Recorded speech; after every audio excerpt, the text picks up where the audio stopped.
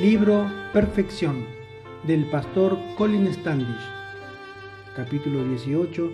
La perfección y la segunda venida de Jesús. Capítulo 19.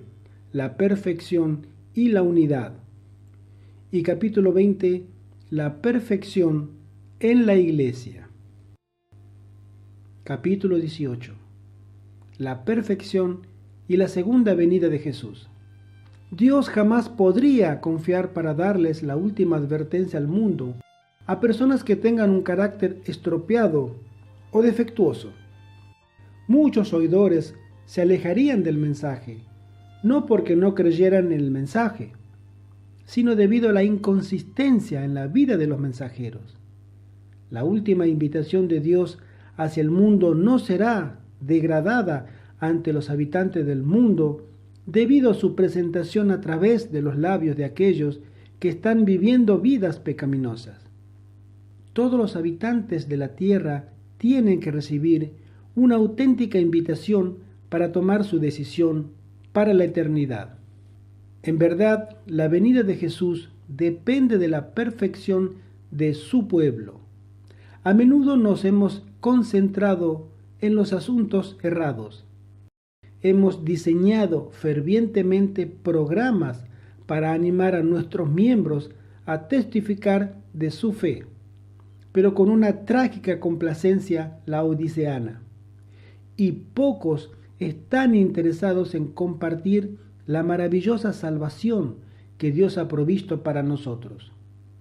Más bien, nuestros esfuerzos necesitan ser dirigidos hacia la reforma, la conversión y la entrega total de la voluntad a Cristo.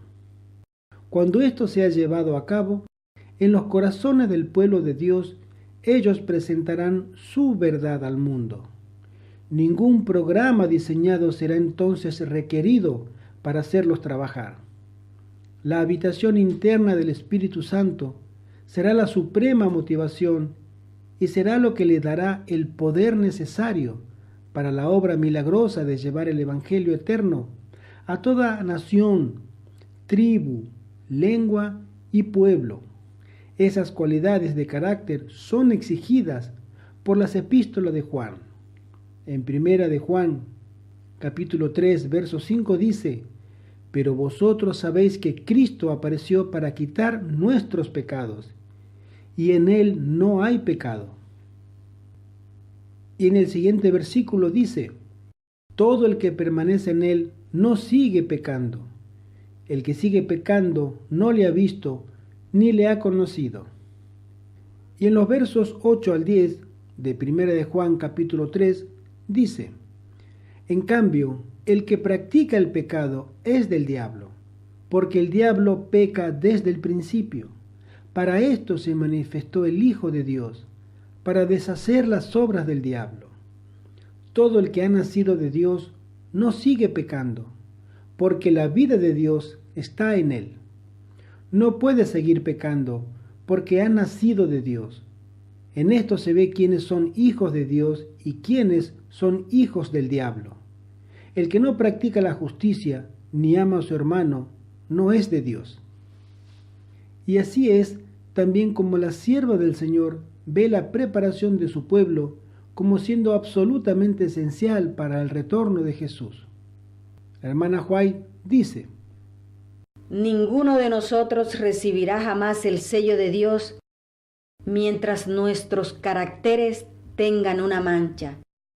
Nos toca a nosotros remediar los defectos de nuestro carácter, limpiar el templo del alma de toda contaminación.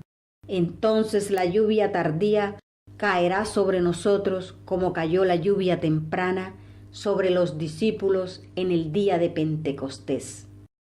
Testimonios, tomo 5, página 199. Capítulo 19. La perfección y la unidad. En tiempos recientes, con la disonancia doctrinal y de estilo de vida dentro de nuestra iglesia, han habido fuertes apelos por unidad. La unidad es esencial antes que los siervos de Dios puedan dar el alto clamor de Apocalipsis capítulos 18, verso 1 al 5. Este Evangelio tiene que alcanzar cada rincón y grieta del mundo. Entonces nuestro Señor y Salvador aparecerá para redimir a sus santos que lo aguardan. Nosotros sabemos que Jesús no vendrá hasta que la comisión del Evangelio haya sido llevada a toda nación, tribu, lengua y pueblo, como dice Mateo capítulo 24, verso 14. Aun cuando ha habido esfuerzos extraordinarios por parte de la Iglesia Adventista del Séptimo Día para compartir este mensaje alrededor del mundo, tenemos que reconocer la realidad de que la abrumadora mayoría de los habitantes de este mundo jamás han escuchado el nombre Adventista del Séptimo Día, y mucho menos aún el emocionante Evangelio que Dios le ha confiado a su Iglesia como siendo la depositaria de su verdad para el fin del tiempo. Pero aún sabemos que la invitación de Cristo no será dada a todo el mundo hasta que el pueblo de Dios le sea dado poder a través del Espíritu Santo. Se nos ha prometido un poder mayor que el del Pentecostés. Fue tan dramática la presentación del mensaje bajo el poder del Pentecostés que Pablo fue capaz de informar antes de la caída de Jerusalén que el Evangelio ha sido predicado a toda criatura que hay bajo el cielo. Colosenses capítulo 1, verso 23. La unidad precedió al Pentecostés. En Hechos capítulo 2, verso 1 dice: cuando llegó el día de Pentecostés, estaban todos unánimes en el mismo lugar. La misma unidad es necesaria en el fin del tiempo antes que Dios le pueda confiar a su pueblo el Espíritu Santo. He escuchado muchos sermones acerca de unidad y he testimoniado acerca de los esfuerzos para hacer de la unidad el tema central de la Conferencia General de 1995.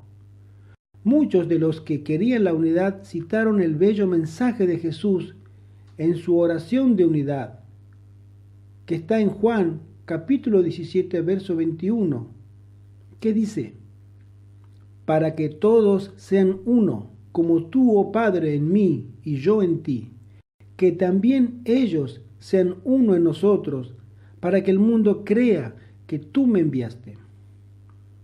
Estos sermones que he escuchado, sin embargo, fallaron en citar la única verdadera base sobre la cual puede ser alcanzada esta unidad. Este principio de unidad es tan importante, sin embargo, que Cristo lo enfatizó 2 veces en su oración. Santifícalos en la verdad, tu palabra es verdad. Juan 17, verso 17. Por ellos yo me santifico a mí mismo, para que también ellos sean santificados en la verdad. Juan 17, verso 19. Mientras el pueblo de Dios no sea santificado, no habrá unidad. Cualquier otro llamado por la unidad es para una falsa unidad, porque esos llamados son hechos sobre aquello que destruye la unidad. Frecuentemente estos son llamados a efectuar un compromiso, a tener un consenso o al silenciamiento de la verdad. Dios no puede traer una genuina unidad bajo falsas circunstancias.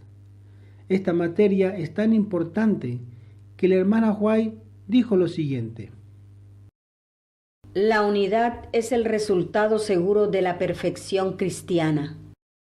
Vida Santificada, página 85. La unidad no es un objetivo, tal como a menudo se la presenta. Es el resultado natural de la perfección cristiana. Tristemente, la amplia difusión de la teología de peca y vive le ha robado a nuestro pueblo la unidad. Solamente una respuesta completa a los amplios llamados de la Iglesia para un reavivamiento, arrepentimiento y reforma resultará en unidad. La venida de Jesús depende de ello. Sin embargo, no todos los miembros de iglesia responderán a los llamados de la iglesia. El último zarandeo traído por la persecución removerá a todos aquellos que son mundanos y egoístas. La verdad tiene que ser sostenida en forma sagrada. La verdad pluralística, ecléctica, ecuménica y evangélica que está bombardeando a la iglesia adventista del séptimo día está diseñada para descarrilar a esta iglesia de la misión que Dios le ha dado. La sierva del Señor dice: no hay santificación fuera de la verdad. Fundamentos de la Educación Cristiana, página 432. Si tenemos que alcanzar esa perfecta unidad necesaria para el derramamiento de la lluvia tardía, el pueblo de Dios tiene que mantener sagrada la verdad. Pero más aún que esto, ellos tienen que permitir que la verdad sea transformada en la verdadera estructura de sus vidas, trayendo el principio santificador del amor de Dios. Pablo lo enfatizó así, en Efesios capítulo 4, verso 13 al 15. Hasta que todos lleguemos a la unidad de la fe y del conocimiento del Hijo de Dios, a un estado perfecto, a la madurez de la plenitud de Cristo, para que ya no seamos niños fluctuantes, llevados por cualquier viento de doctrina, por estratagema de hombres, que para engañar emplean con astucia los artificios del error, sino que siguiendo la verdad en amor, crezcamos en todo en aquel que es la cabeza, esto es, en Cristo. Pedro lo puso en estos bellos términos. Primera de Pedro, capítulo 1, 22 y 23 dice: ahora que os habéis purificado mediante la obediencia a la verdad, que lleva a un sincero amor fraternal, amaos unos a otros entrañablemente, de corazón puro, pues habéis nacido de nuevo, no de semilla corruptible, sino incorruptible, por medio de la palabra de Dios que vive y permanece para siempre. No existe otra manera para apresurar la venida de Jesucristo. El mensaje del santuario está diseñado para llevar a la justificación y a la santificación del pueblo de Dios, para borrar sus pecados y para la unión de las vidas de hombres y mujeres en la verdad de Dios, produciendo su título y su adaptación para el cielo. No existe otra manera. Capítulo 20. La perfección en la iglesia. Tal vez el mayor desafío que enfrentan los predicadores y maestros del adventismo del séptimo día sea presentar el concepto de perfección dentro del contexto de la justicia de Cristo.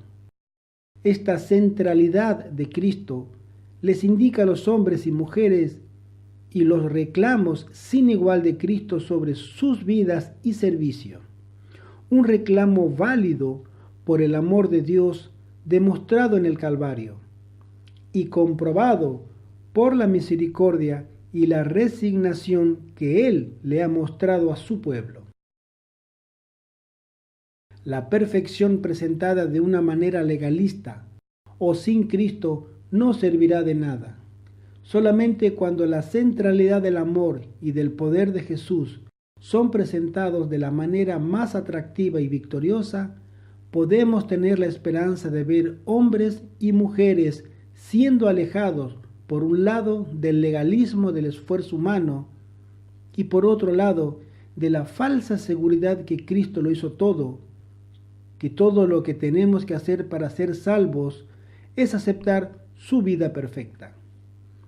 Entre estos dos falsos conceptos de legalismo y antinomianismo está la verdad que Cristo es capaz de mantenernos sin caer en pecado a través de su vida poderosa y victoriosa.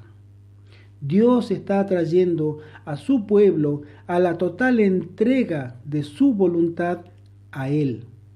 A aquel que es totalmente confiable le corresponde la esperanza, no solo de un individuo, ni de la Iglesia Adventista del Séptimo Día, ni de los cristianos, sino de toda la raza humana.